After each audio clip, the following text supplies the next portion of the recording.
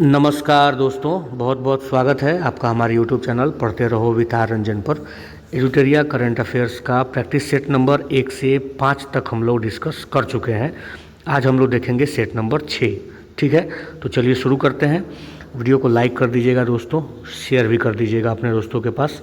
ठीक है, चलिए हम लोग शुरू करते हैं। पहला प्रश्न है, सूची 1 को सूची 2 के साथ सुमेलित करना है। एक तरफ सैन्य अभ्यास दिया हुआ है, दूसरी तरफ किनके बीच में हुआ है वो आपको बताना है।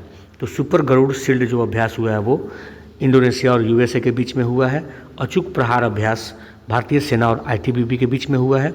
पासेक्स अभ्यास भारत और यूके के बीच में हुआ है। और शक्ति अभ्यास आप जानते ही हैं कि भारत और फ्रांस के बीच में होता है।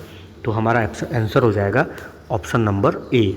ठीक है, सेकंड देखिए, निम्नलिखित में से किस राज्य केंद्र शासित प्रदेश में शुरू ग्रीष्मोत्सव 2025 का उद्घाटन किया गया है? तो यह जो उद्घाटन किया गया है वो लद्दाख में किया गया है, शुरू ग्रीष्मोत्सव, याद रखिएगा। कौन सी राज्य सरकार ने 1 से 30 सितंबर तक राज्यव्यापी सड़क सुरक्षा अभियान नो हेमलेट नो फ्यूल शुरू किया है, जिसके तहत हेलमेट न पहनने वाले दोपहिया वाहन चालकों को पेट्रोल पंपों पर ईंधन नहीं दिया जाएगा? तो यह अभियान शुरू किया गया था उत्तर प्रदेश के द्वारा। चौथा प्रश्न देखिए, किस राज्य सरकार ने मुख्यमंत्री दिव्यांगजन उद्यमी योजना को मंजूरी दी है, जिसके तहत विशेष रूप से सक्षम व्यक्तियों की उद्यमिता को बढ़ावा देने के लिए 5 लाख रुपये का ब्याज मुक्त ऋण और 5 लाख रुपये की अतिरिक्त सब्सिडी प्रदान की जाएगी?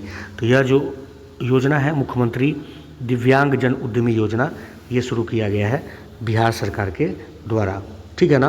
पांचवा प्रश्न देखिए, बिहार सरकार ने राज्य के प्रत्येक परिवार की एक महिला को वित्तीय सहायता प्रदान करने के लिए मुख्यमंत्री महिला रोजगार योजना को मंजूरी दी है। इस योजना के तहत प्रत्येक चयनित महिला को अपनी चुनी हुई रोजगार गतिविधि शुरू करने के लिए पहली किस्त के रूप में कितने रुपए प्राप्त होगी? तो यह होगी 10,000 रुपये। ठीक है, हाल ही में स्कूल छोड़ चुके बच्चों को शिक्षा से फिर से जोड़ने के उद्देश्य से बाल मित्र कार्यक्रम किस स्थान पर शुरू किया गया? तो बाल मित्र कार्यक्रम शुरू किया गया दंतेवाड़ा में, छत्तीसगढ़ में। ठीक है ना।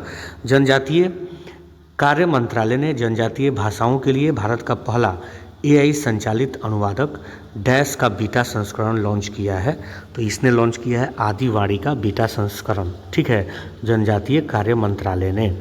ठीक है। आठवां प्रश्न देखिए, केंद्रीय इलेक्ट्रॉनिक्स और सूचना प्रौद्योगिकी मंत्री ने नोएडा में मोबाइल उपकरणों के लिए भारत की पहली टेम्पर्ड ग्लास निर्माण सुविधा, ठीक है, का उद्घाटन किया है। यह सुविधा किस कंपनी द्वारा कॉर्निंग इनकॉर्पोरेटेड के सहयोग से स्थापित की गई है?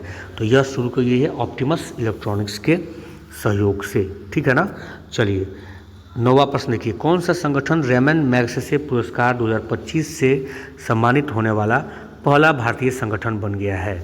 तो रेमन मैग्सेसे पुरस्कार से सम्मानित होने वाला पहला भारतीय संगठन बन गया है एडुकेट गर्ल्स। ठीक है। 10वां प्रश्न देखिए, अंतर्राष्ट्रीय क्रिकेट परिषद ने आईसीसी महिला विश्व कप 2025 के लिए 13.88 मिलियन अमेरिकी डॉलर की पुरस्कार राशि की घोषणा की है, जिससे यह महिला क्रिकेट के इतिहास का सबसे अमीर टूर्नामेंट बन गया है। इस टूर्नामेंट के चैंपियन के लिए पुरस्कार राशि क्या है? तो यह है $4.48 मिलियन। ठीक है, याद रखिएगा। अगला प्रश्न देखिए, केंद्रीय गृह मंत्री ने निम्नलिखित में से किस स्थान पर भारत की दूसरी राष्ट्रीय साइबर फोरेंसिक प्रयोगशाला का उद्घाटन किया है? तो ये किया है कहाँ पे? गुवाहाटी में। ठीक है। निम्नलिखित में से किस शहर ने नौका पर्यटन को बढ़ावा देने के लिए डॉक एंड डाइन पहल शुरू किया है? तो दुबई ने यह पहल शुरू किया है। किस कंपनी ने रडार डोम निर्माण के लिए रक्षा धातुकर्म अनुसंधान प्रयोगशाला DMRL हैदराबाद के साथ प्रौद्योगिकी हस्तांतरण हेतु लाइसेंस समझौते पर हस्ताक्षर किया है? तो ये किया है भारत हेवी इलेक्ट्रॉनिक्स लिमिटेड ने। ठीक है, किस काम के लिए? तो रडार डोम निर्माण के लिए। ठीक। चलिए, पोषण के बारे में जागरूकता बढ़ाने के लिए पूरे भारत में हर साल कब राष्ट्रीय पोषण सप्ताह मनाया जाएगा? तो यह मनाया जाएगा 1 से 7 सितंबर तक। ठीक। सेमिकॉन इंडिया 2025 के दौरान भारत के प्रधानमंत्री को स्वदेशी रूप से विकसित Vikram 32 bit processor launch vehicle grade chip भेंट की गई है। इस चिप को विक्रम साराभाई अंतरिक्ष केंद्र द्वारा डिजाइन किया गया है, ये भी याद रखना है। और कहाँ पे निर्मित किया गया था? तो यह निर्मित किया गया था कहाँ पे? तो सेमीकंडक्टर लैबोरेटरी चंडीगढ़ में। ठीक है ना। चलिए, उसके बाद देखिए, कौन सा वन्य जीव अभ्यारण्य उड़ीसा का तीसरा राष्ट्रीय उद्यान बनने वाला है? तो यह बनने वाला है कौन सा? देवरीगढ़ वन्य जीव अभ्यारण्य। ठीक है। 17वां प्रश्न देखिए, भारतीय दल ने डैश में आयोजित 16वीं एशियन शूटिंग चैंपियनशिप में कुल 99 पदक हासिल करते हुए पहली बार पदक तालिका में शीर्ष स्थान हासिल करके इतिहास रच दिया है। तो 16वीं एशियन शूटिंग चैंपियनशिप में 99 पदक भारतीय दल ने हासिल किया है और यह कहाँ पर आयोजित हुआ था? तो श्यामकेट कजाकिस्तान में आयोजित हुआ था। कौन सा शहर badminton world federation world championship 2026 की मेजबानी करेगा? तो यह करेगा नई दिल्ली। 19वां प्रश्न देखिए, किस संगठन ने असम में शहरी बुनियादी ढांचे में बदलाव और जलवायु परिवर्तन के लिए प्रति लचीलापन बढ़ाने के लिए असम शहरी क्षेत्र विकास परियोजना के तहत 125 मिलियन अमेरिकी डॉलर के ऋण को मंजूरी दी है? तो ये किसने किया है? एशियाई विकास बैंक ने किया है। उसके बाद देखिए कुछ पुस्तक दिए हुए हैं और दूसरी तरफ लेखकों का नाम है, आपको मैच करना है।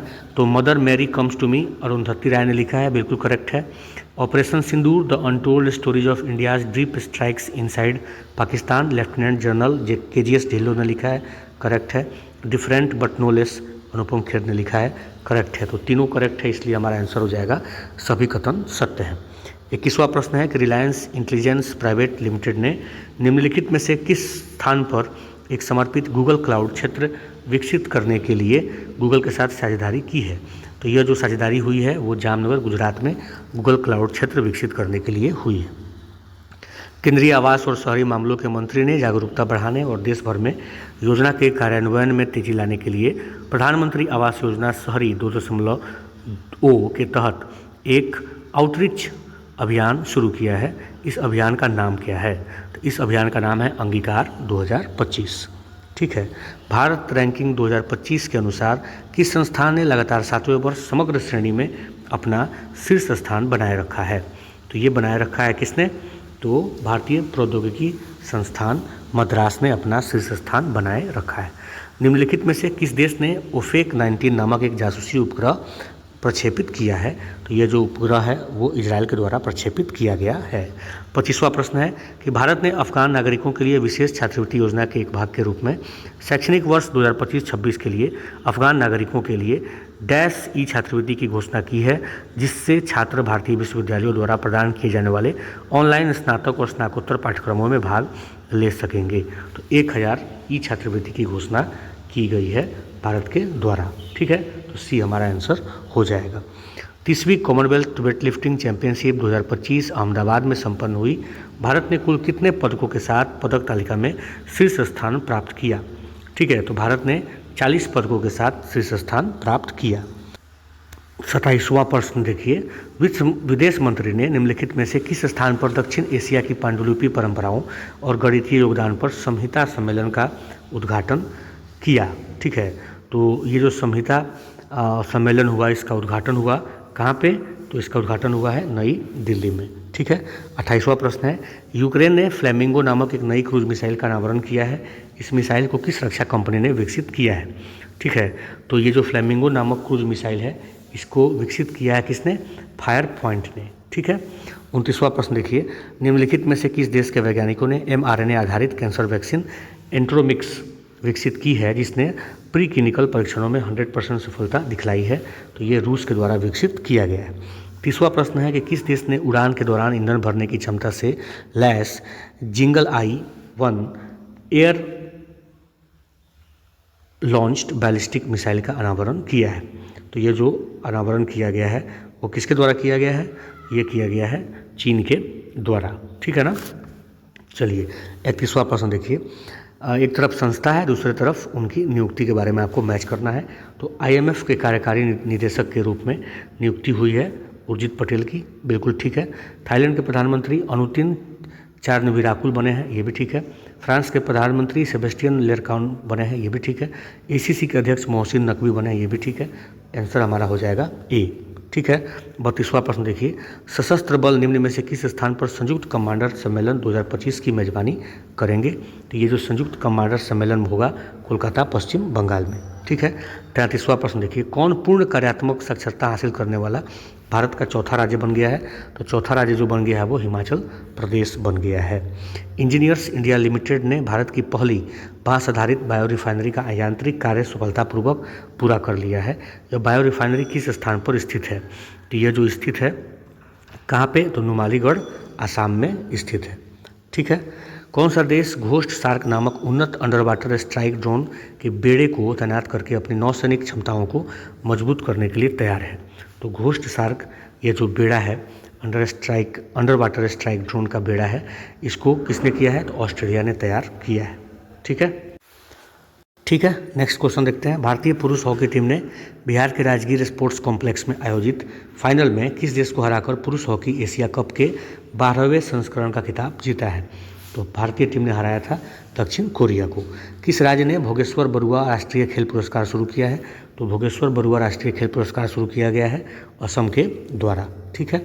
38वां प्रश्न है कि नवीनतम स्वच्छ वायु सर्वेक्षण 2025 के अनुसार वायु प्रदूषण से निपटने के उपायों को लागू करने के लिए निम्नलिखित में से किस शहर को भारत में 10 लाख से अधिक आबादी वाले शहरों में सर्वश्रेष्ठ प्रदर्शन करने वाला शहर माना गया है? तो यह जो उपलब्धि है इंदौर ने हासिल की है। भारतीय सेना की पश्चिमी कमान पंजाब, हिमाचल प्रदेश और जम्मू कश्मीर में आई भीषण बाढ़ के बाद किस ऑपरेशन के तहत बड़े पैमाने पर मानवीय सहायता और आपदा राहत अभियानों का नेतृत्व किया है? ठीक है। तो ये किया है कौन से अभियान के तहत? ऑपरेशन मेघ राहत। ठीक है। अरुणाचल प्रदेश निम्नलिखित में से किस स्थान पर अपना पहला सूर्योदय महोत्सव आयोजित करने वाला है? तो सूर्योदय महोत्सव जो पहला ये आयोजित करने वाला है ये डोंग अंजाव में आयोजित करने वाला है। ठीक है। ऑस्ट्रेलिया की डिकिन यूनिवर्सिटी भारत के निम्नलिखित में से किस राज्य में एक आर्टिफिशियल इंटेलिजेंस उत्कृष्टता केंद्र स्थापित करेगा? तो यह स्थापित करने वाला है तेलंगाना में। ठीक है। Financial times masters in management ranking 2025 के अनुसार निम्नलिखित में से किस संस्थान को भारत में शीर्ष संस्थान का दर्जा दिया गया है और वैश्विक स्तर पर 28वां स्थान प्राप्त हुआ है? तो यह प्राप्त हुआ है किसको? ये हुआ है IIM बेंगलोर को। ठीक है। 43वां प्रश्न देखिए। केंद्रीय शिक्षा मंत्री ने किस स्थान पर भारत के पहले विदेशी अटल इनोवेशन सेंटर का उद्घाटन किया है? तो भारत के पहले विदेशी अटल इनोवेशन सेंटर का उद्घाटन कहाँ पे हुआ है? अबू धाबी में। ठीक है। नेक्स्ट देखिए। भारतीय सांकेतिक भाषा अनुसंधान और प्रशिक्षण केंद्र नई दिल्ली ने निम्न में से किस विश्वविद्यालय के सहयोग से पर्पल फेस्ट 2025 का आयोजन किया गया है? ठीक है। तो यह किया गया है MIT यूनिवर्सिटी नोएडा के सहयोग से। ठीक है। भारतीय सेना ने आधुनिक सामरिक अभियानों में ड्रोन तकनीक के उपयोग को प्रमाणित करने के उद्देश्य से एक प्रमुख क्षेत्रीय प्रशिक्षण अभ्यास किया है। इस अभ्यास का नाम क्या है? इस अभ्यास का नाम है अभ्यास सियोम प्रहार। 46वां प्रश्न देखिए। IMD वर्ल्ड टैलेंट रैंकिंग्स 2025 के अनुसार स्विट्जरलैंड ने लगातार 10वें वर्ष प्रतिस्पर्धात्मकता में शीर्ष स्थान बरकरार रखा है। इस सूचकांक में भारत का स्थान क्या है? तो इस सूचकांक में भारत का जो स्थान है वो 63वां है। ठीक है। किस कंपनी ने अपने 4th जनरेशन जेन 4 उपग्रह के प्रक्षेपण की घोषणा की है जो 16 सेंटीमीटर तक के रिजोल्यूशन और 400 किलोमीटर के विस्तारित उच्च रिजोल्यूशन कवरेज क्षेत्र में के साथ दुनिया की सबसे अधिक फाइडेलिटी वाली वाणिज्यिक सिंथेटिक एपर्चर रडार इमेजरी प्रदान कर सकता है? तो यह कर सकता है कौन? ये कंपनी का नाम है ICEYE, ये कंपनी का नाम है, आपको ध्यान रखना है।